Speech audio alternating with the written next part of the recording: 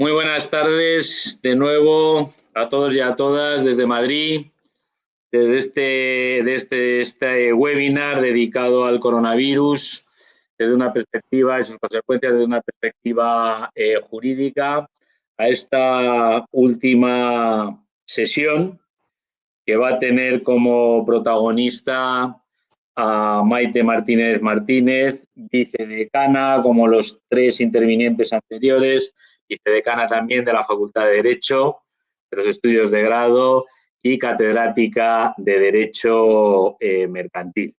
Bien, como ya he destacado en cada uno de los días previos, hoy es el último día que va a estar dedicado al derecho mercantil, a la toma de decisiones corporativas en este difícil entorno que nos ha provocado el coronavirus.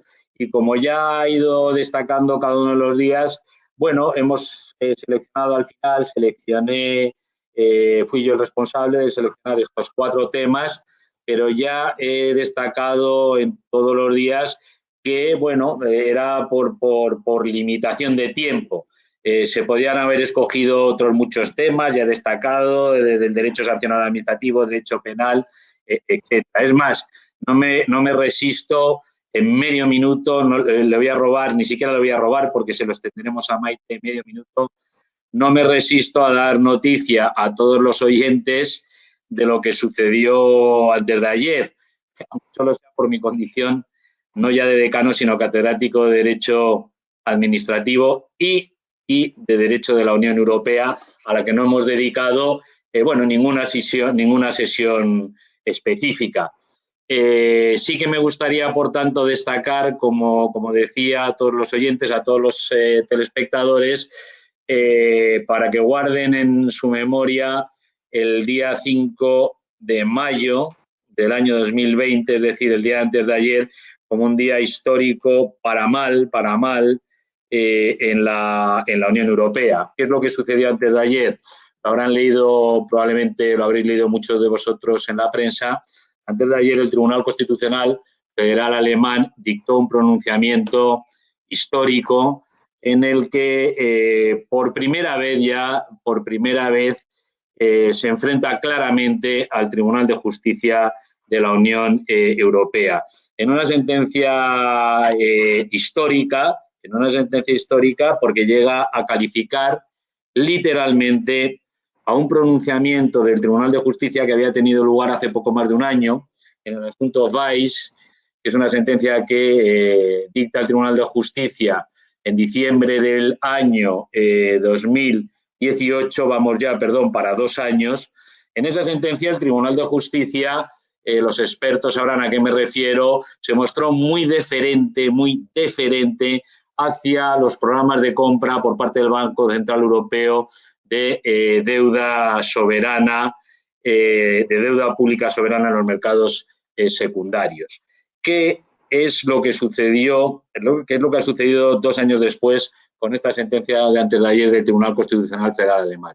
Pues en esta sentencia el Tribunal de Karlsruhe, ni más ni menos, llega a calificar, lo cual es bastante fuerte, puesto que el calificativo viene de otro tribunal y no desde el mundo científico o de la academia, califica el pronunciamiento de diciembre del año 2018 del Tribunal de Justicia en el asunto Weiss como objetivamente arbitrario e insostenible desde un punto de vista metodológico.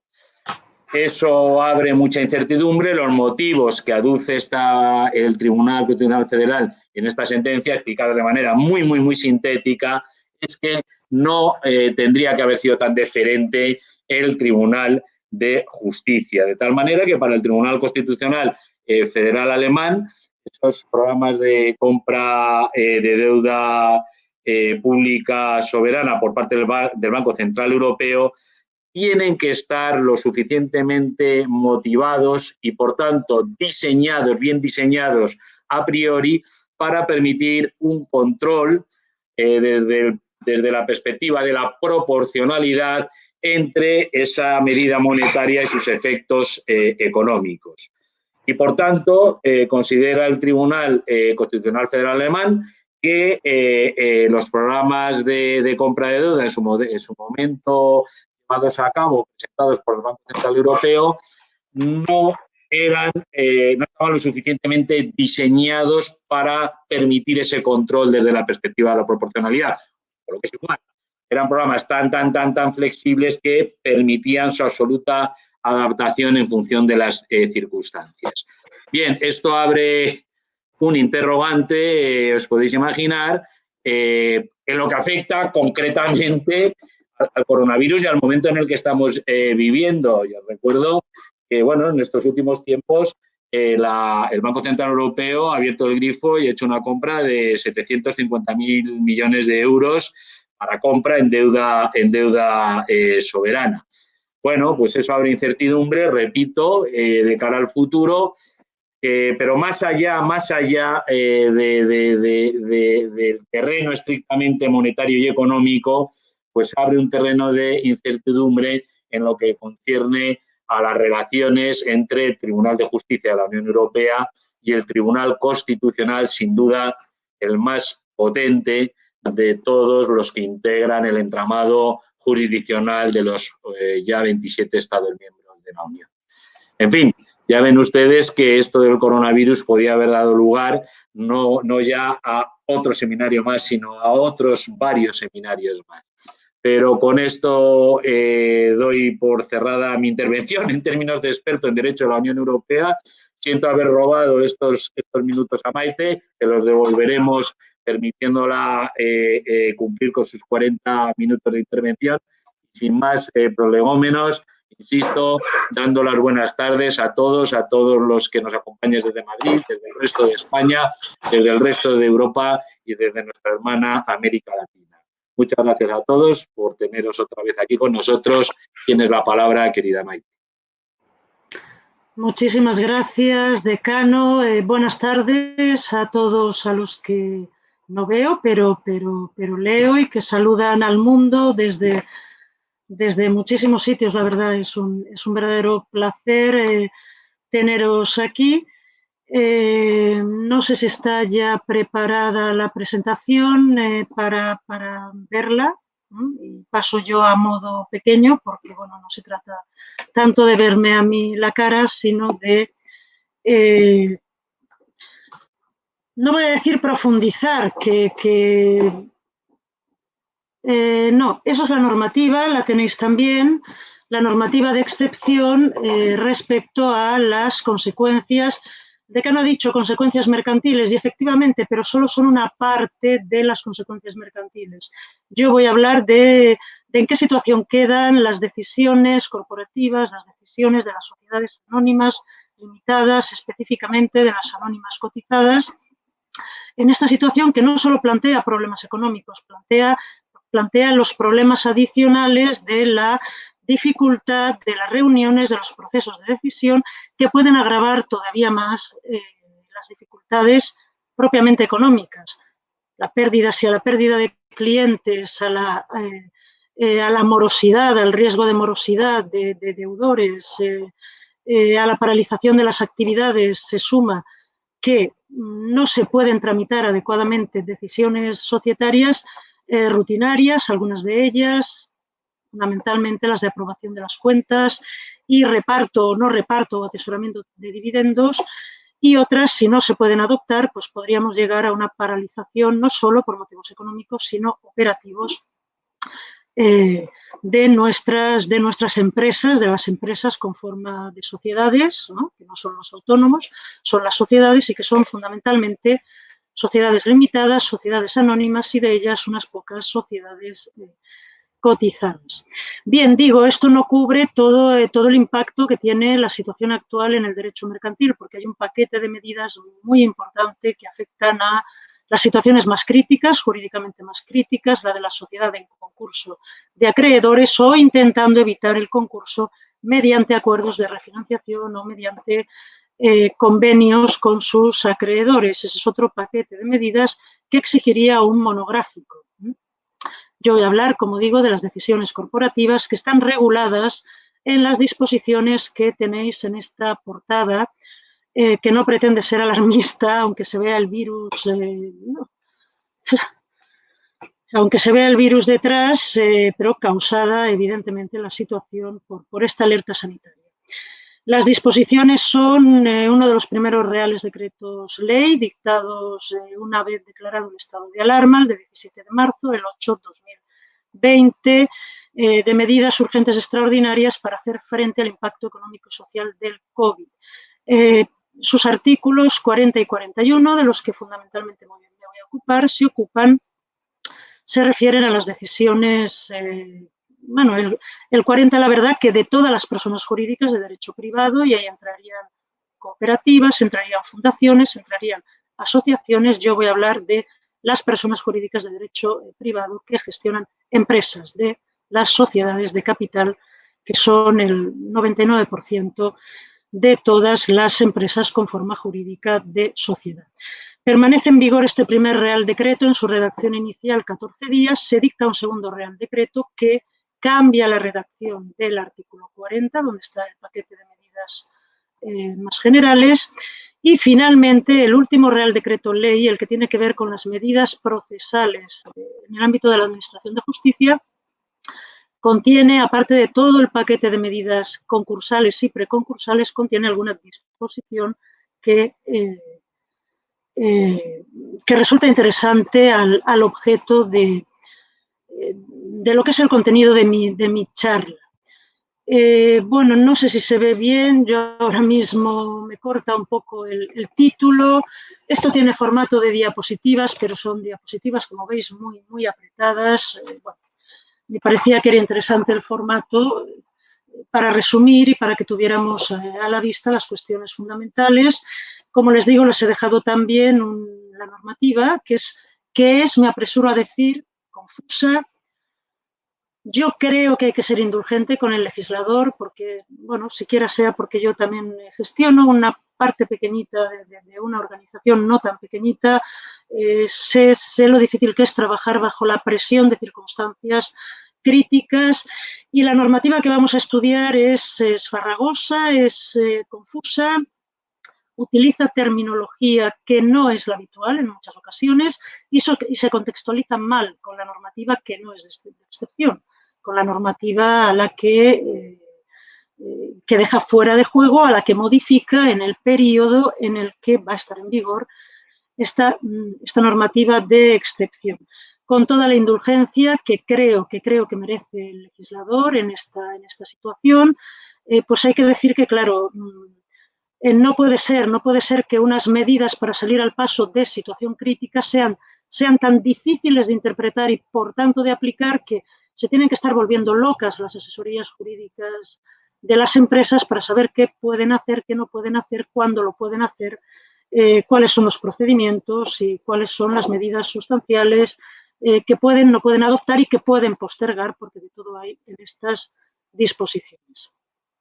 Como ya he dicho, y ya empiezo tras esta introducción, la normativa de excepción, que viene dada por las disposiciones ya anunciadas, trata de favorecer la continuidad en el funcionamiento de los órganos de las sociedades de capital, tanto el órgano de administración, en realidad el Consejo de Administración, porque es al Consejo al que se refiere, o hay que deducir que se refieren estas disposiciones de excepción, al órgano de administración, que es Consejo, que es órgano colegiado, a sus posibles comisiones delegadas y, desde luego, a las juntas generales de socios y de accionistas. Los socios se llaman accionistas en el caso de las sociedades anónimas.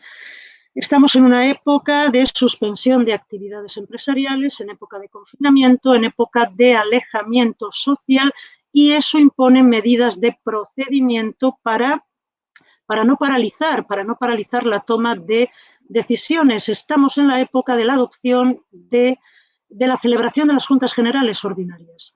La Junta General Ordinaria es la única necesaria, la única obligatoria por ley en el ejercicio económico. A lo largo del año, el ejercicio económico coincide prácticamente siempre con el año natural. Y esa Junta obligatoria, la Junta General anual, se llama en otros países ordinaria, llamamos en España, tiene que aprobar las cuentas del ejercicio cerradas a 31 de diciembre. En principio son unas cuentas retrospectivas, las del ejercicio anterior, y sobre la base de los resultados que arrojan esas cuentas, decide algo tan importante para los intereses económicos de los socios como si va a repartir dividendos o si los va a ahorrar, los va a atesorar, decimos, la propia sociedad, lo cual tendría mucho sentido en un escenario económico incierto, aumentar el colchón de tesorería, aumentar los recursos propios de la sociedad en lugar de repartir. Anuncio esto porque veremos que esta posibilidad se ha previsto en estas medidas. Pues si a la paralización económica unimos la paralización de los órganos sociales, realmente estaríamos alterando el funcionamiento empresarial e incluso las decisiones sobre fiscalidad vinculadas a la aprobación de las cuentas y los beneficios. Básicamente, lo que permiten y muy resumidamente, lo que permiten las medidas de excepción es reuniones del órgano de administración y de la Junta General de Socios por procedimientos que no implican la presencia física, porque puede haber una presencia virtual, la que tenemos ustedes y yo en este. Y lo permite incluso si no lo contempla de manera que pone a la ley utilizando disposiciones que pueden ser previstas las sociedades, pero que lo estudian los tipos de sociedades.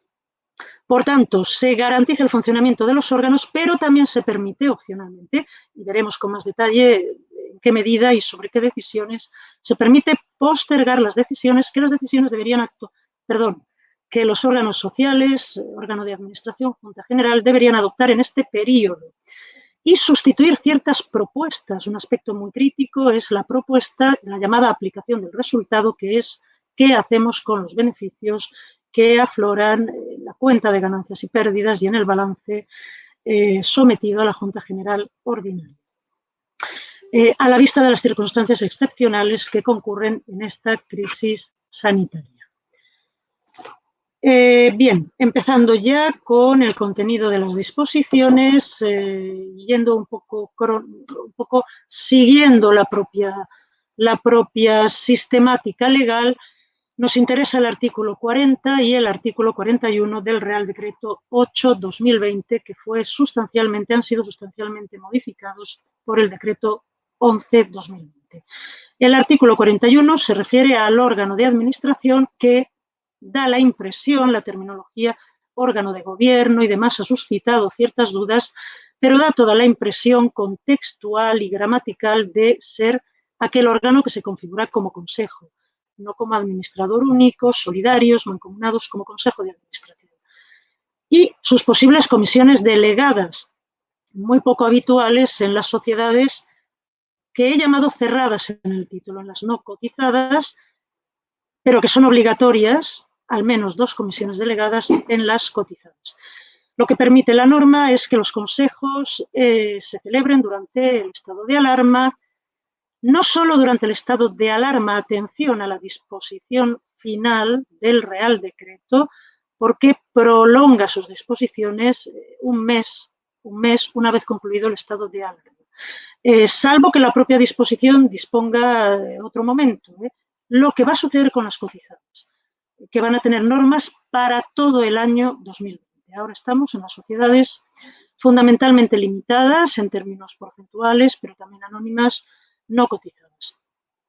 Bien, los consejos se pueden reunir en las comisiones delegadas del consejo, se pueden reunir por videoconferencia o por multiconferencia telefónica, aunque no esté previsto así en los estatutos de la sociedad, con unas garantías mínimas e imprescindibles, que no afecten al derecho a la elección, en que no se aproveche este escenario para sacrificar a la agilidad de miembros del órgano de conferencia o por videoconferencia.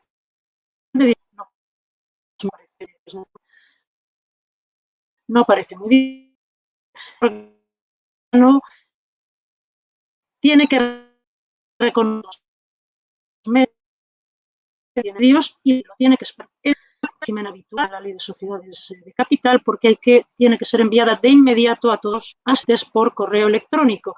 De manera que parece que al reconocimiento que hace el secretario del Consejo de Administración de los asistentes se une una especie de autorreconocimiento en la recepción del acta, con la recepción inmediata del acta, que, como digo, no es el régimen habitual de aprobación del acta.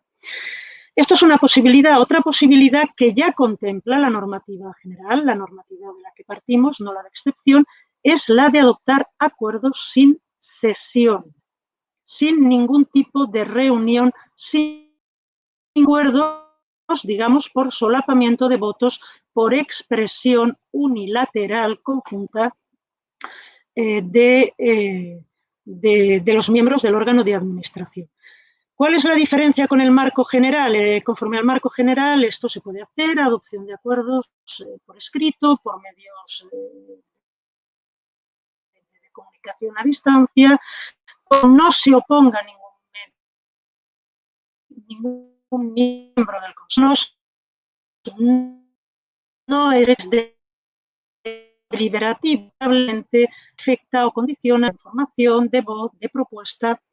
Bien, esa facultad de oposición, aunque no lo diga, la norma es confusa porque remite a una norma del reglamento mercantil donde se dice que hay esa facultad de oposición, pero yo creo que claramente hay que entender que no concurre al amparo de la legislación de excepción. Es el presidente del Consejo o de la comisión delegada el que va a decidir o el que puede decidir la adopción por escrito y sin sesión, y tendrá que hacerlo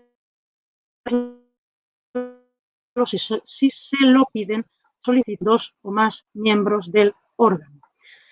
Bueno, una disposición, digamos, para ubicar físicamente, en un sentido pues, que no requiere mayor explicación, para ubicar físicamente estas sesiones, es que la sesión telemática o por escrito y sin reunión o la adopción de acuerdos se entiende vinculada o se entiende realizada en el domicilio social.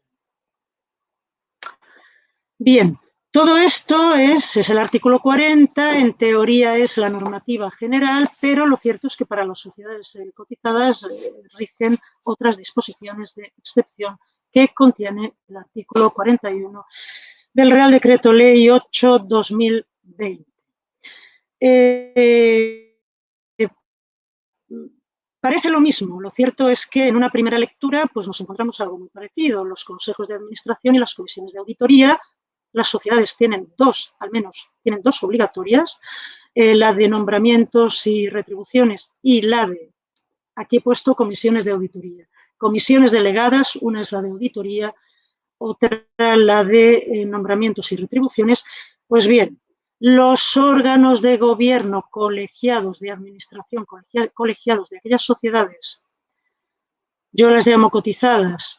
La definición, la caracterización larga es sociedades con valores admitidos a negociación en un mercado regulado de un país miembro de la Unión Europea, normalmente sociedades españolas, pero también sociedades extranjeras cuyo país designado como país inicial de cotización es España, también pueden adoptar acuerdos válidos por los procedimientos que hemos visto, videoconferencia o conferencia telefónica múltiple. También lo pueden hacer al margen de la previsión estatutaria de sus estatutos en este sentido. Pero, paradójicamente, y explicaré por qué parece paradójico en relación con la Junta General, paradójicamente el legislador es mucho más desconfiado, más restrictivo en las sociedades cotizadas que en las no cotizadas. Nos dice, bueno, lo pueden hacer, pueden reunirse por multiconferencia o conferencia o videoconferencia sincrónica, pero con carácter excepcional. La excepcionalidad, esta alusión podría ser retórica, todo lo que estamos estudiando es una normativa con carácter excepcional, pero va más allá. Parece que solo lo pueden hacer para adoptar, o mejor dicho, para preparar la adopción de ciertas decisiones que tiene que tomar la Junta General Ordinaria y que tiene que comunicar la sociedad cotizada al supervisor de los mercados, la Comisión Nacional del Mercado de Valores, y que tiene que divulgar a disposición del público inversor.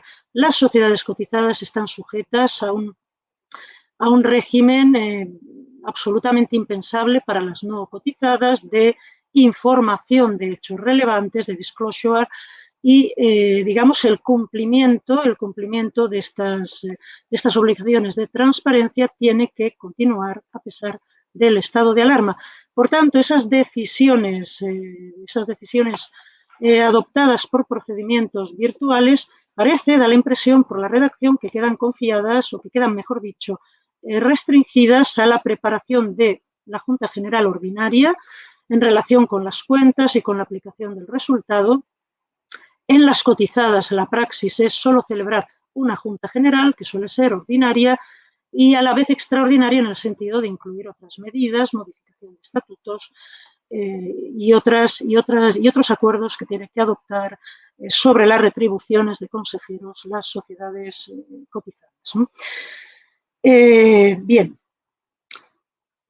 ¿Qué es esto de la obligación de transparencia? Bueno, pues es que resulta que la Ley del Mercado de Valores impone a las sociedades cotizadas remitir al supervisor de los mercados para que lo incorpore a un registro público y ella misma publicar a través de su web corporativa, que la tienen que tener todas las sociedades cotizadas y no las no cotizadas, tiene que remitir el llamado informe financiero anual, y estamos en fecha, porque el informe financiero anual comprende las cuentas anuales, el informe de gestión, que incluye un informe muy importante, característico de las cotizadas, como es el informe anual de gobierno corporativo, las declaraciones de responsabilidad, la firma de cada consejero de que los contenidos de estos informes son fiables, son veraces, y el informe de auditoría de verificación obligatoria en el caso siempre de las cuentas de las sociedades cotizadas.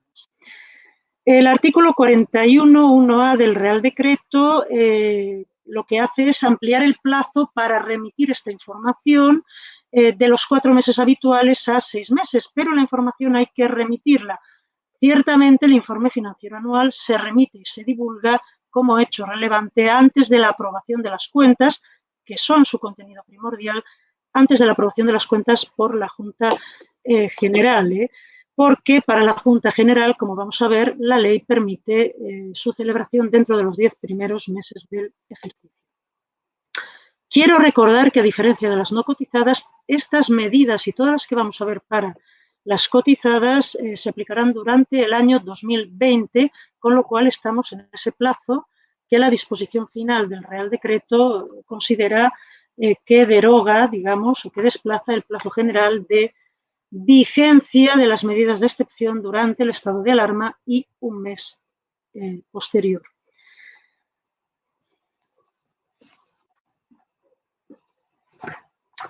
Bien, vamos a la Junta General. ¿Qué pasa con las juntas de socios que serán muy distintas en sociedades cerradas, en sociedades de pocos socios, en sociedades familiares y en las grandísimas sociedades cotizadas de capital disperso con miles, a veces con millones de socios y con una caracterización muy distinta de intereses entre ellos, muchos de ellos con una mentalidad puramente inversora,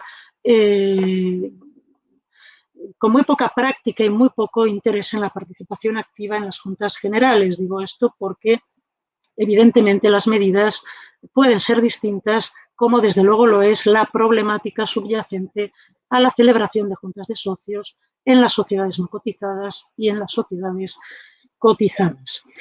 En las no cotizadas, artículo 40. Durante el estado de alarma, y aunque los estatutos no lo hayan previsto, artículo 40 del Real Decreto, pero en previsión incorporada 14 días después por el Real Decreto, por el segundo que vengo citando, el 11 de 2020, lo cual, bueno, pues alguien ha plantea una interinidad en la vigencia del primer Real Decreto que pudiera plantear cierta conflictividad posterior, pero no voy a entrar en ello en este momento. Desde la vigencia, desde la entrada en vigor del segundo de los Reales Decretos, aunque los estatutos no lo hayan previsto, las juntas generales se pueden celebrar por los procedimientos que ya hemos visto y con las garantías que ya hemos visto. no se puede menoscabar nunca el derecho de asistencia, por tanto, los asistentes han de poder disponer de medios, ellos o sus representantes para la Junta, sus apoderados para asistir y votar en la Junta, su identidad tiene que ser reconocible, tiene que constar el reconocimiento de esta identidad por parte del secretario en el acta y el acta se tiene que remitir inmediatamente a las direcciones de correo electrónico de los asistentes. ¿Cuál es el cambio los cambios respecto a la normativa general? Pues varios. Hasta el momento de entrar en vigor estas disposiciones de excepción, la posibilidad de asistencia telemática o remota solo estaba prevista para la sociedad anónima legalmente, como una posibilidad confiada a los estatutos. Bien, es verdad que la Dirección General de los Registros y del Notariado, el órgano que resuelve los recursos gubernativos contra las decisiones de los registradores, admitiendo o no la legalidad de los estatutos y de las modificaciones de los estatutos, la Dirección General había admitido que en las sociedades limitadas también se contemplasen estas posibilidades de asistencia telemática o remota. También está prevista en la ley la posibilidad del voto o delegación del voto por correo u otros medios de comunicación a distancia. En el documento, en la diapositiva, cito las normas no de excepción, sino las normas a las que se hace excepción en la Ley de Sociedades de Capital. Pero claro, esto no era la Junta exclusivamente virtual. Siempre se afirmaba tiene que haber un núcleo presencial de la Junta formada por la llamada mesa, presidente, como moderador del debate, el secretario que le asiste, que redacta la lista de asistencia, que proclama que la Junta está bien constituida, que tiene el quórum, el porcentaje de presencia computado en votos o en capital con derecho a votos, en fin. Tiene que haber un núcleo donde también estén los administradores obligados a asistir a la Junta por motivos obvios, fundamentalmente informativos, tienen que estar. Y, desde luego, los socios y algunos se pueden conectar, se les puede facilitar la asistencia telemática o remota, se les puede facilitar el voto por correo o por cualquier otro medio a distancia. Bien, lo que se hace ahora es permitir una Junta exclusivamente telemática, algo que hasta el momento, como digo, no se había contemplado, o por lo menos no sin una considerable resistencia. Las sociedades cotizadas, y aquí viene lo paradójico, lo que a mí me lo parece. Las sociedades cotizadas tienen, a priori, muchos más recursos económicos, capacidad económica y recursos tecnológicos. Y además están sujetas a una legislación de implantación en España de directivas de la Unión Europea que les obligan a tenerlos. Desde hace años, desde el 2004, si no recuerdo mal, deben contar con una página web corporativa a través de las que convocan su junta y ofrecen toda la documentación y realmente cualquiera puede comprobar el dispositivo informativo preparatorio de una junta general anual de una sociedad cotizada. Tienen también que ofrecer a sus accionistas, por el hecho de que a menudo no son residentes y ni siquiera son los accionistas registrados. Las cotizadas será un problema de identificación del accionista económico respecto al accionista que la sociedad puede ver en los registros de accionistas. Entonces, tiene que ofrecer a los accionistas formas de asistencia a la Junta General, remota o de emisión o de elección del voto por medios no presenciales. Bueno, entonces, poco hay que añadir. Podríamos pensar en una normativa de excepción cuando las sociedades cotizadas, por la pretensión que es de derecho europeo de facilitar el voto transfronterizo, ya tienen que disponer de una panoplia de medios posibles de participación distante. Bueno, pero es que las cotizadas, y esta es la idea contrapuesta o el vector contrapuesto al que he introducido, al que acabo de introducir, en las cotizadas el riesgo de apropiación del voto absentista muy numeroso y, por tanto, de erosión de los principios de participación por parte de los socios en la Junta es mucho mayor, ¿no? Bueno, como ya sabemos, las juntas generales se configuran como una especie de democracia capitalista, como una especie de parlamento de accionistas, de capitalistas, donde en función de lo que tienes tantos votos, ¿no? Y este principio se altera considerablemente, este principio democrático, en las sociedades cotizadas, donde el riesgo, insisto, de apropiación de muchos votos no interesados en ejercerse directamente por los accionistas, apropiación por los administradores o por el núcleo ejecutivo del órgano de administración es importante.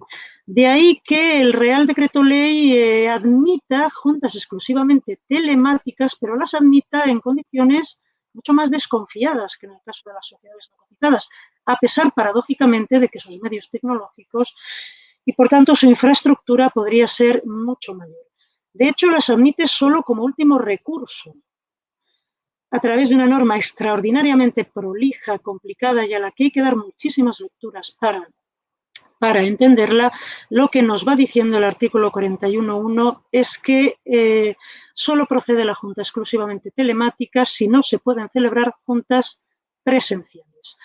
Juntas presenciales que propicien la asistencia remota, pero que sigan teniendo un núcleo presencial. Estas juntas presenciales, llegado el caso, no durante el estado de alarma, digamos, durante todo el periodo de la normativa de excepción, llegado el caso se podrían trasladar. Si llega el día de la Junta, el día designado en la convocatoria, y el lugar de la reunión no es el idóneo, hay que pensar, para mantener la distancia, las medidas de distanciamiento social, pues se puede, se puede, decidiéndolo por parte de la propia Junta, se puede trasladar la sede de la Junta, dando tiempo suficiente para el traslado de los asistentes. Se permite también celebrar la Junta en cualquier parte del territorio nacional, lo que no es posible de ordinario. La sede de la Junta suele ser el propio domicilio de la sociedad u otro que determinen los estatutos, pero no cualquier parte del territorio nacional, porque puede dificultar considerablemente la asistencia de los socios. Y solo si todo esto no es posible, si no se puede celebrar la Junta en estas circunstancias o acogiéndose a estas opciones, se puede reconvocar la Junta, se puede volver a convocar con el mismo orden del día ya previsto para celebrarla por vía exclusivamente telemática. La disposición es confusa, podríamos hablar de algunos detalles problemáticos de la misma, pero básicamente la vía exclusivamente telemática lo que significa es que podemos hacer lo que estamos haciendo ahora con una Junta General y, concretamente, permitir a los administradores asistir a la Junta por audio o por videoconferencia. Se facilita también o se favorece la celebración de juntas generales durante el periodo de aplicación de la normativa de excepción, ya lo he dicho, prolongando el plazo para las juntas generales ordinarias de sus 6 meses habituales a los 10 primeros meses del ejercicio. Habitualmente la celebración fuera de plazo no tiene consecuencias en cuanto a la validez de los acuerdos adoptados. Imagino que esa ausencia de consecuencias también concurre, y con mayor motivo, en este supuesto. Si se celebra en noviembre la Junta General del 2020, no creo que se pueda plantear la invalidez de su constitución y de sus acuerdos. Y, como he dicho, la posibilidad de celebrar juntas generales en cualquier lugar del territorio nacional y no en los lugares predeterminados por la ley y en el margen de la ley por los estatutos. Vamos al núcleo duro de las decisiones que claramente el legislador se ha planteado como las decisiones críticas en este periodo, que son las decisiones sobre las cuentas anuales, sobre la auditoría de las cuentas y su aprobación por parte de la Junta General.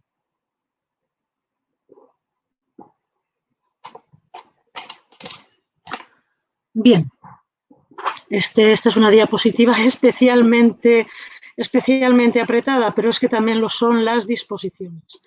La formulación por el órgano de administración de las cuentas anuales, sean ordinarias o abreviadas, más informativas, menos informativas, todo esto va a depender de una serie de magnitudes relacionadas con el tamaño de la sociedad, número de trabajadores, importe de su patrimonio, de sus activos, cifra de ventas, importe neto de la cifra de negocios. O sea, la formulación de las cuentas anuales, insisto, de las ordinarias, de las abreviadas, del informe de gestión, esto solo para las que tienen cierto tamaño, se suspende hasta la finalización del estado de alarma. La ley habla de suspensión, pero esto se está debatiendo, se está discutiendo. Lo que implica es una interrupción, porque lo que hace la ley es poner a cero el contador de los plazos. Si el plazo es de 3 meses, el plazo habitual desde el cierre del ejercicio social, se computa este plazo a partir de la finalización del estado de alarma. No es que se suspenda y luego se reanude, no. Se suspende y vuelve a empezar una vez finaliza el estado de alarma. Suspensión que es opcional, porque las cuentas y demás documentos se pueden formular y se pueden aprobar también en Junta durante el estado de alarma. Y es más, se podrían haber formulado ya cuando se declaró el estado de alarma, en cuyo caso, en este último caso, lo que se prorroga durante los 2 meses siguientes a finalizar el estado de alarma es el plazo para la auditoría de las cuentas. Auditoría que no suele ser necesaria en la inmensa mayoría de las sociedades no cotizadas por su carácter de pequeñas o medianas y que es imprescindible en el caso de las sociedades cotizadas, como vamos a ver. Pues la auditoría requiere acceso a toda la documentación, a toda la contabilidad de la sociedad. El plazo mínimo para evacuar el informe del auditor es de 1 mes y se prolonga, digamos, o se pospone a 2 meses una vez finalizado el estado de alarma. Las cuentas deben aprobarse por la Junta General Ordinaria, que deberá reunirse en los 3 meses siguientes desde que concluya el plazo para formular las cuentas anuales. De todo este dispositivo tan complicado surge la posible conclusión de que, acogiéndose estas disposiciones, vamos a poder aprobar las cuentas del 2019 en unas fechas muy próximas a tener que formular las cuentas del 2020. Hay que contar fecha final del estado de alarma si nos acogemos a estas suspensiones de plazo, más 3 meses para la formulación de las cuentas. En caso de auditoría, el tiempo de la verificación, hasta 2 meses, hasta 3 meses para la aprobación de la Junta General.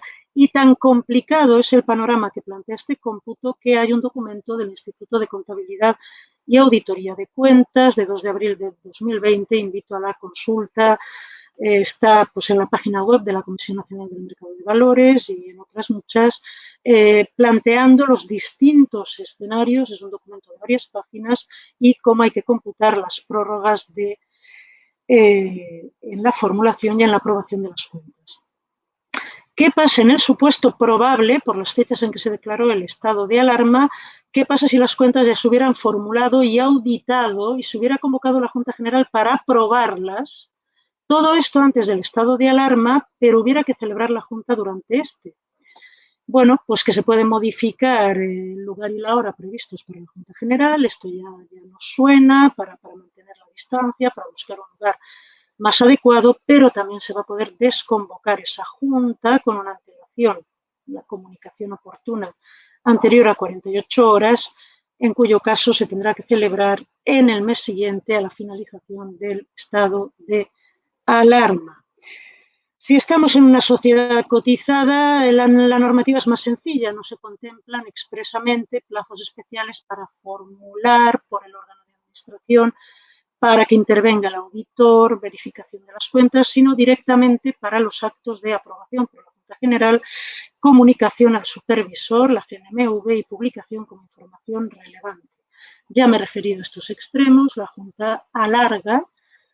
La Junta General Ordinaria su periodo habitual de 6 meses a los 10 meses y el informe financiero anual alarga también su periodo de comunicación y divulgación como información relevante.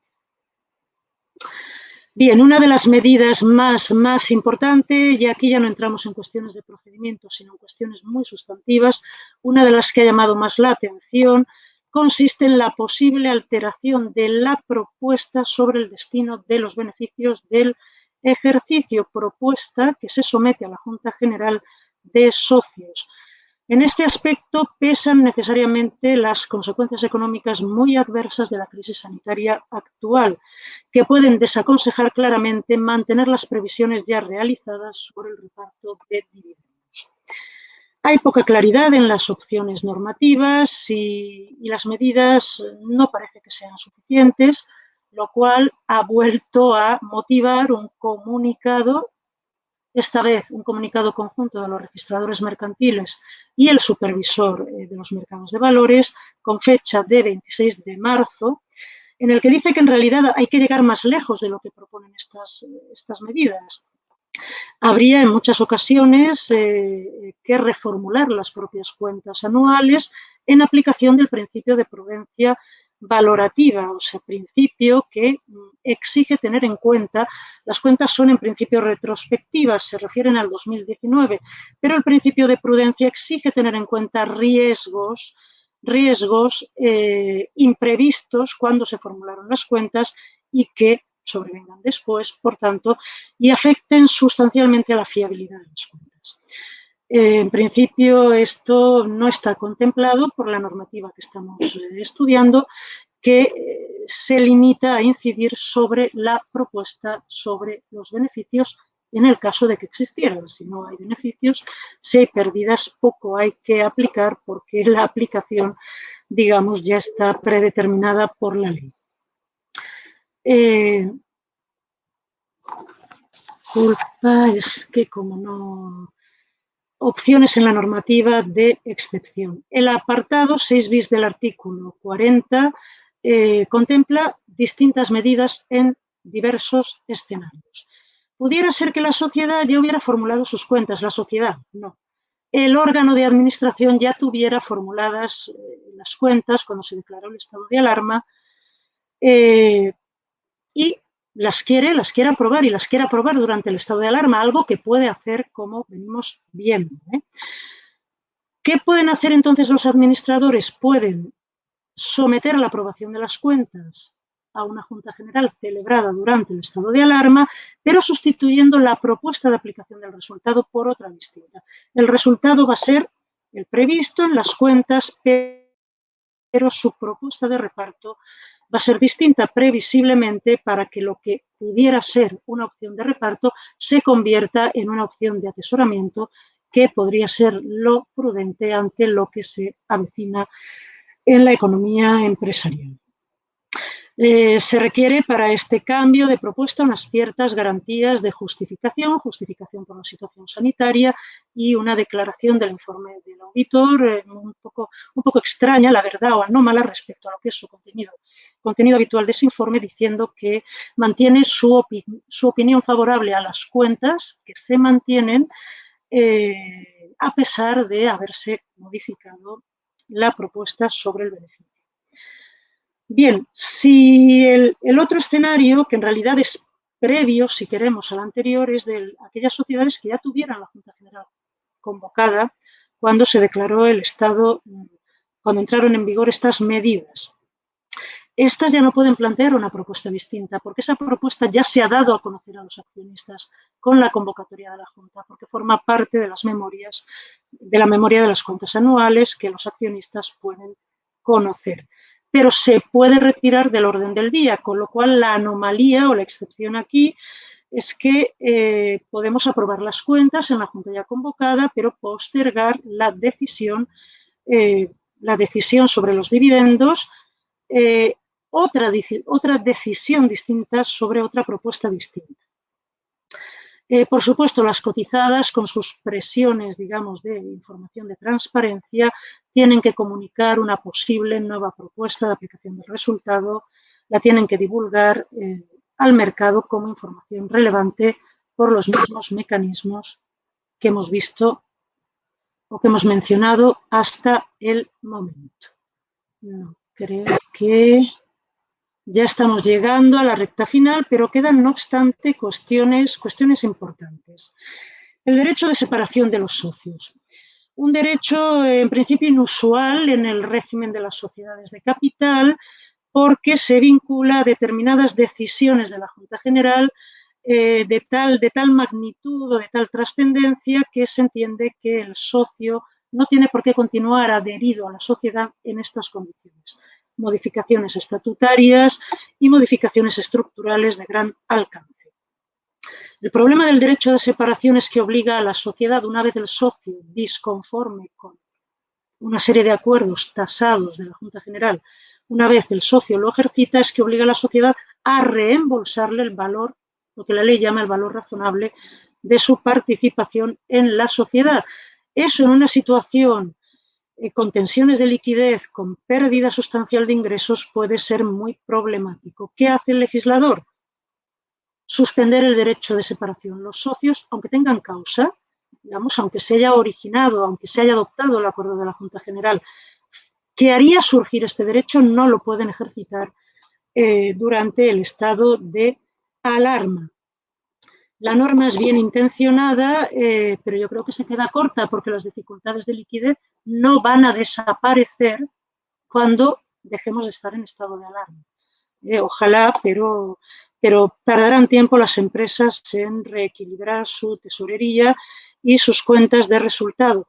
Y me parece muy problemática, por lo que acabo de decir, la subsistencia del derecho de separación para el supuesto de que haya un reparto insuficiente de los beneficios, del artículo 348 bis. Una norma tortuosa, una norma que ha estado suspendida durante mucho tiempo, se promulgó, se introdujo en la Ley de Sociedades de Capital, estuvo 4 meses en vigor y varios años en suspenso por la crisis económica, por la crisis financiera que arranca del 2018 y ahora, en cambio, se suspende durante el estado de alarma, pero bueno, cuando finalice el estado de alarma se podrá ejercitar.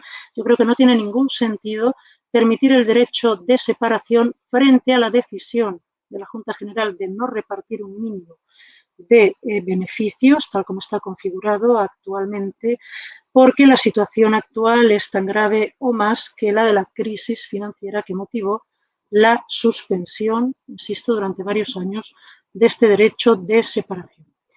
Motivaciones parecidas justifican la suspensión de la decisión de disolver la sociedad o incluso de la disolución de pleno derecho. Estamos acabando, pido un momento más para explicar esto porque hay temas importantes aquí. El primero que voy a mencionar no es especialmente importante porque es muy poco frecuente. Las sociedades contraídas por tiempo determinado fijado en los estatutos se disuelven de pleno derecho cuando llegan a la conclusión del término. Este es un supuesto residual en la praxis porque la inmensa mayoría de las sociedades son de duración indefinida y además esta disolución ope legis se puede evitar por la propia sociedad si antes del término la Junta General acuerda la prórroga de la sociedad. En todo caso, hay una moratoria de 2 meses para esa disolución ope legis que precisamente yo creo que persigue que se pueda adoptar el acuerdo de prórroga en los 2 meses posteriores a la finalización del estado de alarma. Más trascendente es lo que pasa con la disolución que tenga causa legal o estatutaria. Las causas son distintas, unas poco frecuentes, otras bastante más frecuentes, y lo que nos dice el legislador es que si hay causa para la disolución, durante el estado de alarma o en el periodo precedente, el órgano de administración no queda obligado en esta situación excepcional a aquello a lo que está obligado normalmente, que es a promover la disolución o una medida que enerve la causa de disolución. Concretamente, a convocar la Junta General para que declare la disolución a la vista de la causa disolutoria o aumente el capital o lo reduzca o lo transforme o cualquier medida idónea y viable para evitar el efecto disolutorio. Pues bien, eso no va a pasar, eso no pasa si la causa acontece durante el estado de alarma o antes. Hay que entender antes, pero no antes de los 2 meses. Hay que entender que la norma beneficia al administrador que todavía no haya incumplido su deber de promover la disolución convocando la Junta General, que debe decidirla o debe dejarla fuera de juego. Y estando en suspenso el deber de los administradores de promover la disolución o alguna alternativa que enerve su causa, es lógico que en este periodo no se sancione a los administradores con lo que es la sanción habitual cuando no promueven la disolución, nada menos que asumir la responsabilidad por las deudas que contraigan la sociedad, por las deudas de la sociedad, comerciales, financieras, de cualquier tipo, desde que acontezca el hecho que causa la disolución. Si la disolución se produce durante el estado de alarma, esto no sucede. Esta consecuencia del artículo 367 de la Ley de Sociedades de Capital no sucede. Hay que decir que, atendiendo su fundamento, esta norma necesita algún añadido y alguna reducción también. Hay que entender que tampoco responden los administradores cuando la causa de disolución es anterior al estado de alarma, pero dentro del plazo que todavía tenían para convocar la Junta, puesto que se trata de sancionar a los administradores que no promovieron la disolución. Por tanto, si estaban en plazo de promoverla y no lo hicieron porque sobrevino el estado de alarma, no tiene sentido responsabilizarles del pago de las deudas. Y, en cambio, deben responder los administradores que no convoquen la Junta General en los 2 meses siguientes a la fecha en que finalice el estado de alarma, porque cuando pasen 2 meses ya volverán a ser incumplidores de su deber de promoción de la disolución.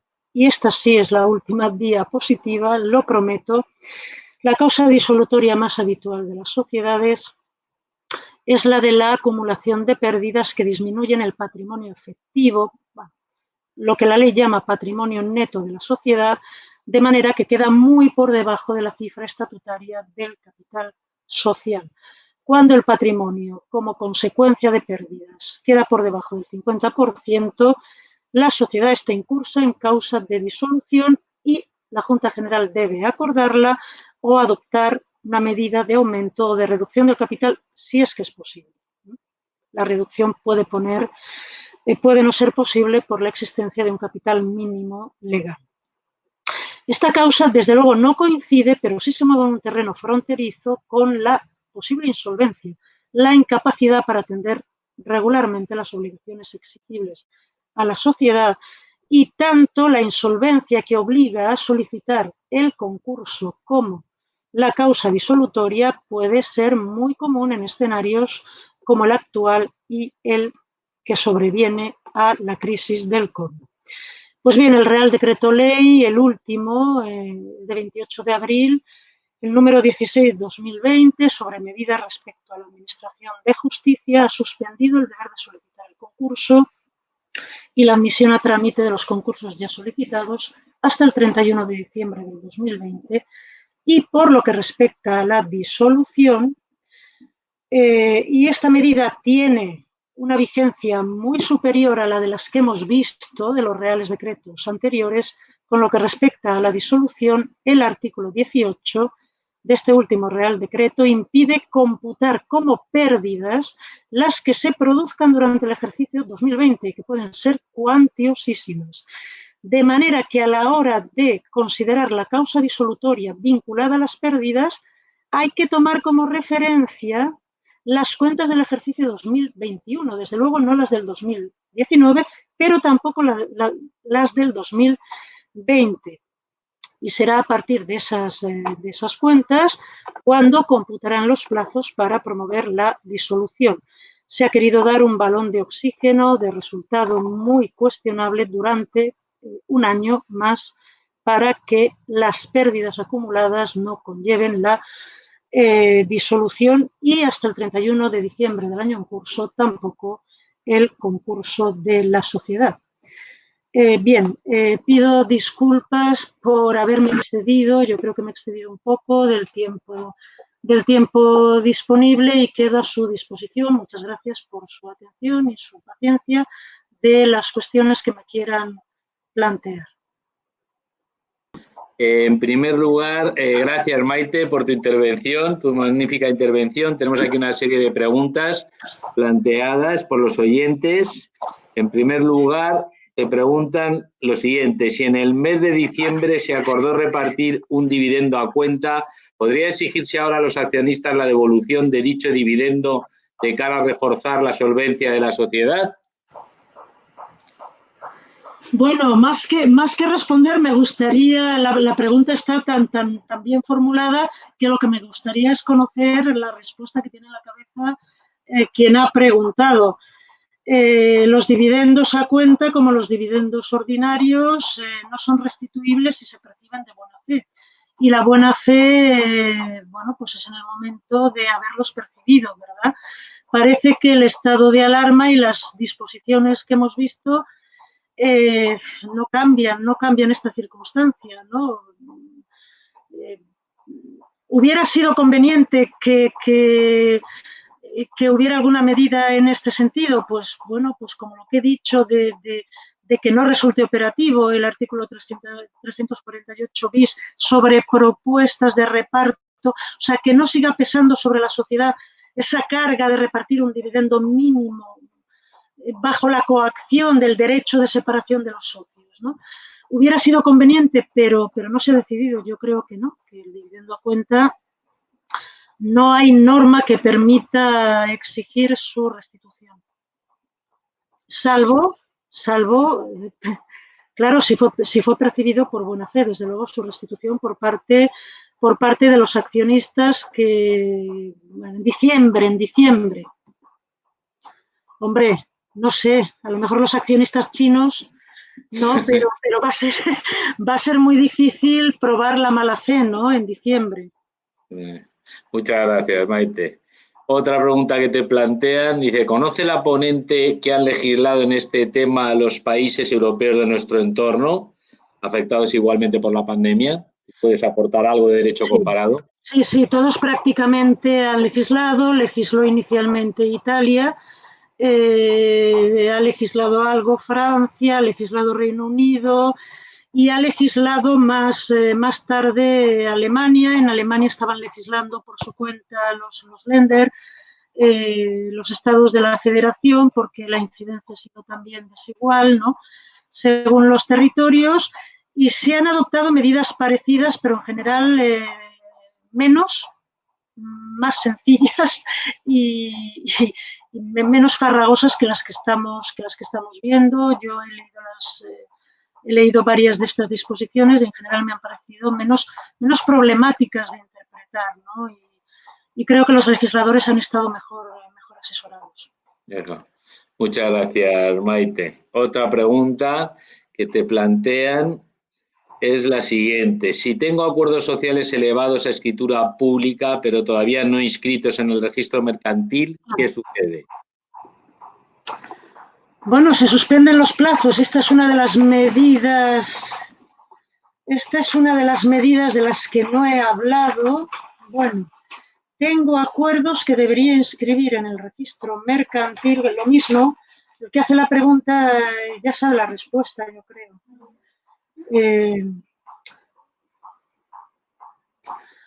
Vamos a ver, el artículo 42 del Real Decreto Ley 8/2020 reza suspensión del plazo de caducidad de los asientos del registro durante la vigencia de la declaración del estado de alarma. Se suspende el plazo de caducidad de los asientos de presentación, de las anotaciones preventivas, de las menciones, de las notas marginales y de cualesquiera otros asientos registrales susceptibles de cancelación por el transcurso del tiempo. ¿Responde esto a la pregunta? Pues no, probablemente no, ¿verdad? Porque estamos hablando de un acuerdo que todavía no ha causado asiento, que no se ha presentado. Por tanto, no estamos ante salvedades al transcurso de los tiempos de caducidad de los asientos o de las anotaciones preventivas. Pero es complicado porque, bueno, como saben ustedes, la legislación de excepción no se puede aplicar analógica ni extensivamente, lo dice el Código Civil Español, precisamente porque es de excepción, tiene que ser interpretada y aplicada restrictivamente, pero bueno, yo creo que no debería haber demoras, en principio, en la presentación de esos documentos ante el registro mercantil, salvo mejor opinión que me gustaría mucho conocer, porque yo sigo teniendo muchas dudas o me sigo planteando muchos interrogantes sobre estas disposiciones. Muchas gracias. Gracias, Maite. Te preguntan aquí también varios de los oyentes si en el caso de las fundaciones se aplica también el artículo 40 del Real Decreto Ley, el 8/2020. Efectivamente, es que el artículo 40 se aplica, yo he hablado de las sociedades de capital, pero se aplica a las fundaciones, se aplica a todas las personas jurídicas de derecho privado, fundaciones, asociaciones y todo tipo de sociedades civiles, bueno, esas que se llaman comunidades de bienes, muchas veces mal llamadas, a las sociedades civiles, a las cooperativas, sí. Sí, de hecho, respecto a las cooperativas hay una disposición específica que yo no he mencionado, que es también la suspensión de la obligación del retorno cooperativo para los socios que hayan causado baja en la cooperativa por ese tema de preservar o por esa motivación de preservar la liquidez que tiene que ver con la suspensión del derecho de separación, de la disolución, etc. Muchas gracias, Maite. Mira, hay una última pregunta. Te preguntan, muchas gracias a la ponente, si conoce la ponente si estas previsiones expuestas afectan a cualesquiera sociedades. Dice quien plantea la pregunta. Estoy pensando en las sociedades cooperativas. ¿Cómo se ven afectadas estas en el sector de cooperativas de vivienda e inquietud? Gracias. Sí, he respondido ya en la intervención anterior. El artículo 40 se aplica a las sociedades cooperativas expresamente, patronato de las fundaciones, en general personas jurídicas. El artículo 40 son medidas extraordinarias para personas jurídicas de derecho privado. Hay disposiciones concretas, una disposición concreta sobre el retorno cooperativo, que es el apartado 9 del artículo 40, el reintegro de las aportaciones a los socios cooperativos y todas las medidas sobre reuniones de los órganos rectores de las cooperativas, juntas generales y órganos de administración se aplican. Pues eso es todo. Muchísimas gracias, Maite. Muchísimas gracias por tu excelente intervención, por tus respuestas. Hay una última pregunta que tiene muchos votos, que va dirigida al pobre decano por su intervención, ¿no? Sobre la sentencia del Tribunal Constitucional Federal Alemán, que plantean aquí varios oyentes, ¿no? Que preguntan los oyentes que por qué la preocupación del decano, ¿no? Vienen a decir, ¿por qué la preocupación del decano? Si lo único que hace la sentencia del Tribunal Constitucional Federal Alemán es declarar parcialmente inconstitucional, ni más ni menos, el programa de compra de deuda soberana, deuda pública soberana en mercado secundario del Banco Central Europeo, no se justifica de aquí a 3 meses. Y acota la pregunta al final a la que se unen diciendo, bueno, además, no es la primera vez que se produce este choque entre un tribunal constitucional y un tribunal de justicia. Bueno, vamos a hacer una aclaración previa. Claro que es, mejor dicho, no es el primero, es la segunda vez en la historia de la integración europea, no la primera, la segunda vez en la historia de la integración europea, repito, que un tribunal constitucional se declara abiertamente, vamos a decir, porque en el fondo es eso, en rebeldía o en desacato, porque al fin y al cabo lo que está haciendo es poner en tela de juicio una sentencia del Tribunal de Justicia de la Unión Europea. Eso es la segunda vez que pasa en la historia. Antes había habido, que no haya formulado las preguntas, había habido advertencias del Tribunal Constitucional alemán, del propio Tribunal Constitucional alemán, de la Corte Constitucional italiana. Eso nunca se había llegado a materializar. Eso se materializó por primera vez hace 2 o 3 años por una sentencia del Tribunal Supremo danés. Y Dinamarca no es precisamente Alemania. Una sentencia del Tribunal Supremo danés que se negó a ejecutar una sentencia prejudicial del Tribunal de Justicia y nunca supimos en qué acabó la historia. Claro, el Tribunal Constitucional Federal Alemán no es el Tribunal Supremo danés.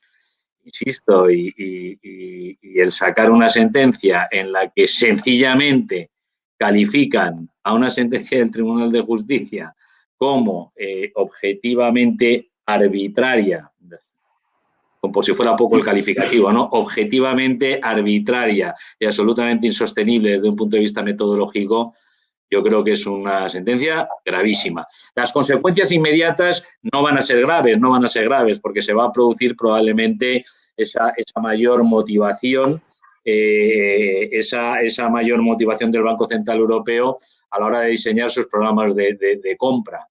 O sea, que no va a tener una consecuencia, diría yo, inmediata, pero desde luego a medio plazo yo creo que esto tiene unas consecuencias importantísimas en las relaciones entre el Tribunal de Justicia y los tribunales constitucionales nacionales. No deja de ser mi opinión por la demás. En fin, es el momento de cerrar este seminario. Comienzo por agradecer muy profundamente la asistencia de tantos oyentes durante toda esta semana a este seminario, ¿no? Austria, tengo aquí Francia, Italia, hoy nos ha fallado Colombia, pero sin embargo se nos ha juntado República Dominicana, México, Perú, Argentina, Bolivia, El Salvador, Ecuador, en fin. Yo creo que ha sido un absoluto lujo contar con esta cantidad de oyentes en nuestras fronteras, allende nuestras fronteras y allende los mares en América Latina. Sí que me gustaría destacar un oyente muy especial, un oyente muy discreto, pero sé que nos ha seguido con muchísima atención a lo largo de toda la semana porque es un oyente que representa mucho en América Latina. Y me estoy refiriendo al actual juez y expresidente, hasta hace apenas 2 meses, de la Corte Interamericana de Derechos Humanos, el mexicano Eduardo Ferrer MacGregor, quien, aparte de ser un magnífico juez y un magnífico investigador, pues bueno, estamos gozando en la Complutense de su presencia en estos momentos porque lleva un año disfrutando de un sabático puntualizo, porque siempre que digo esto me preguntan, digo puntualizo, un sabático en su condición de profesor del Instituto de Investigaciones Jurídicas, no de sabático de juez, porque sigue sesionando en Costa Rica con la Corte Interamericana, ahora vía telemática. Un recuerdo, por tanto, a Eduardo Ferrer, a la Corte Interamericana.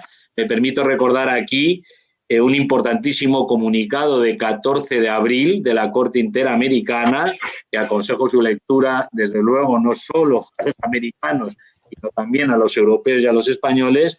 Un comunicado importantísimo de la Corte Interamericana decía acerca de la necesidad de abordar los problemas y los desafíos que está planteando el coronavirus, teniendo en todo caso presente la obligación, la necesidad de respetar los derechos humanos y las obligaciones internacionales contraídas. Siguiendo con el capítulo de agradecimientos, muy rápidamente, sí que me gustaría aprovechar esta ocasión para agradecer bueno, su apoyo a lo largo de estos 4 años a mi magnífico equipo. No solo, que desde luego a los 4 que han intervenido hoy, a Maite hoy, con su magnífica conferencia sobre decisiones corporativas, ayer a José Manuel Chozas, con su intervención acerca del coronavirus y su incidencia en la Administración de Justicia, antes de ayer Nuria, dedicado a la incidencia en los expedientes de regulación temporal de empleo, y finalmente a José María, que fue el primero, José María Coello, que nos dio una visión constitucional general sobre la incidencia o las consecuencias del estado de alarma desde una perspectiva estrictamente constitucional. Me gustaría también agradecer a quienes no han sido visibles en estos 4 días. Concretamente a Rubén Carneredo, vicedecano de Alumnos, Cultura y Deporte, a Lorna García Gérboles, vicedecana de Formación Continua, Relaciones Externas y Empleabilidad, a Faustino Martínez, vicedecano de Investigación y Política Científica, y a la vicedecana Clara Isabel Cordero de Innovación y Calidad, que ahora está presando sobre sus espaldas la dificilísima tarea de ver cómo procedemos en la Facultad de Derecho a examinar online a nuestros 7.000 y pico, casi 8.000 alumnos. Y, por supuesto, mi agradecimiento también a quien me ha acompañado durante estos 4 años como secretario académico, que es Juan Iglesias. Agradecimiento, por tanto, a mi equipo, agradecimiento una vez más a Endesa, a la Fundación Endesa, que ha tenido la amabilidad, la generosidad de patrocinar este webinar dedicado a la perspectiva jurídica del coronavirus, y mi agradecimiento finalmente a la Fundación General de la Universidad Complutense de Madrid, personificada en 3 personas muy concretas: Andrés Arias, a quien tenemos en pantalla y a quien voy a dar inmediatamente la palabra, es su director; al subdirector Miguel Ángel Casermeiro, y a toda la gente que ha apoyado logísticamente este webinar, que voy a personificar en una persona que se llama Crespo Garrida. Muchísimas gracias, Andrés, muchísimas gracias, Miguel Ángel, muchísimas gracias, Miriam. Tienes la palabra, querido Andrés. Muchas gracias, Ricardo. Muchísimas gracias. Que es sustantivamente lo que voy a hacer, dar las gracias, y seguramente me repita un poco, pero me lo van a permitir y me van a disculpar. Quería agradecer en primer lugar al rector, al presidente de la Fundación, que desde el principio, cuando le contamos esta idea, una vez que la pergeñamos con Ricardo, con el profesor Alonso, nos apoyó y de hecho estuvo el primer día en la inauguración. Gracias muy especiales al profesor Alonso, al decano de la Facultad de Derecho, por su buen hacer, por su saber, por su capacidad organizativa y sobre todo por su energía. Lo comentábamos el otro día, yo creo que hemos sido todos muy valientes, lanzándonos con las premuras de los tiempos, pero estamos en una situación de crisis y yo creo que es lo que hay que hacer, ¿no? Animarse a actuar, pedir disculpas por los errores que se cometen y que a veces la tecnología falla, pero queríamos estar con todos ustedes en un tiempo lo más breve posible. Quería también, aquí me repito, pero lo siento, agradecer a los ponentes. Yo creo que hemos aprendido muchísimo con ellos. A veces nuestras capacidades cognitivas, la mía en particular, nos ha impedido entender las cosas, todo lo que nos hubiese gustado de bien, pero al profesor José María Coello, a la profesora Nuria García, al profesor José Manuel Chozas y hoy, por su excelente ponencia, a la profesora Maite Martínez. Gracias a todos ellos y a ellas, porque yo creo que nos han facilitado una mejor comprensión desde la perspectiva jurídica de todas las implicaciones que está teniendo y que va a tener esta crisis. Quería agradecer también a todas las personas, ya lo ha dicho el decano, que se han conectado. Quería buscar una fórmula original para no dejarme a nadie fuera, pero yo creo que hemos estado toda Latinoamérica y parte del extranjero conectadas, porque hoy teníamos en concreto una persona, yo creo que se conectaba desde Irlanda, pero todo el orbe latinoamericano ha estado presente en estos seminarios. Quería agradecer muy especialmente la confianza de la Fundación Endesa en estos tiempos que corren, que alguien apueste por la academia y por apoyar los proyectos universitarios, yo creo que es muy loable. Aquí tal vez me voy a extender un poquito, no me quiero dejar a nadie, seguramente me olvide de alguien, pido disculpas de antemano, pero al equipo de la Fundación. Han trabajado durante los días festivos que hemos tenido, durante el fin de semana, con hijos y con hijas en casa y a veces con abuelos, lo que es difícil, ¿no? Ya el decano lo personificó en Miriam, pero ha habido un equipo muy importante y grande de gente detrás: Aida, David, Beatriz, Miguel Ángel, el subdirector, Álvaro, nuestro gerente, Víctor, el director de los cursos de verano, Isabel, nuestra letrada, Ana, Mario y Eduardo desde informática, Yanitza, Aida en toda la parte estética, Manuel, Sagrario. Sé que me he olvidado de alguien, ya le pido disculpas. Mañana por la mañana a las 8, que siempre nos vemos, pues como me dirán, ¿te has olvidado de no sé quién? Pues le pido ya disculpas de antemano. Sé que me estoy extendiendo, discúlpame, decano, pero quería agradecer a quienes nos han seguido. Hemos tenido, yo creo que un éxito bastante importante, 600 inscripciones de media en cada uno de los seminarios en temas muy específicos, ¿eh? No estamos hablando, no se ha impartido sobre generalidades, ¿no? Con lo cual yo creo que es muy meritorio. Espero poder en colaboración con la Facultad de Derecho y con el decano, desarrollar nuevos seminarios. Yo estoy seguro de que lo vamos a poder hacer, y seguramente antes de Navidades o si no justo después poder hacer algún otro seminario como el que hemos hecho esta semana. Y sí que me gustaría anunciarles que ya tenemos algunos previstos. La semana que viene, uno en colaboración con el Colegio de Farmacia de aquí de Madrid, sobre salud y coronavirus. La siguiente semana, con nuestra Facultad de Educación, tendremos uno, yo creo que es muy importante en este momento, que es sobre evaluación. Cómo evaluar de forma adecuada, respetando a quien se está sometiendo a un examen, pero garantizando que quien lo hace es quien dice y que, bueno, se evalúa de manera justa, ¿no? También tenemos el compromiso del Colegio de Psicólogos de Madrid de desarrollar un seminario sobre temas muy importantes como es la elaboración del duelo, tan complicada en momentos en los que uno no se puede despedir de seres queridos, y también cómo afrontar los miedos que supone volver a la vida, entre comillas, normal. Bueno, simplemente decirles que entren en nuestra página web, que nos sigan en redes, a la Fundación General. Tendrán estos seminarios de esta semana en muy breve plazo en nuestro canal de YouTube. Y ya termino. Decano, de nuevo, muchísimas gracias, querido Ricardo, y espero que esta sea la primera de muchas. Nada más. Muchísimas gracias, Andrés. Espero que todos los oyentes se animen a seguir alguno de estos webinars.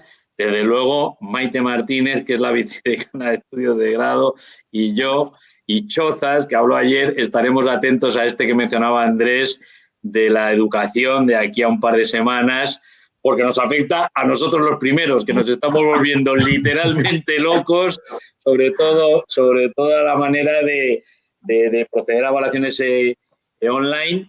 Insisto, en una facultad como la nuestra, que saben que es la más numerosa de toda la Complutense y de toda España, pues no es sencillo, ¿no? Con grupos de 60, 70, 80 alumnos, pues no es sencillo, ¿no? O sea que estaremos muy atentos, Andrés.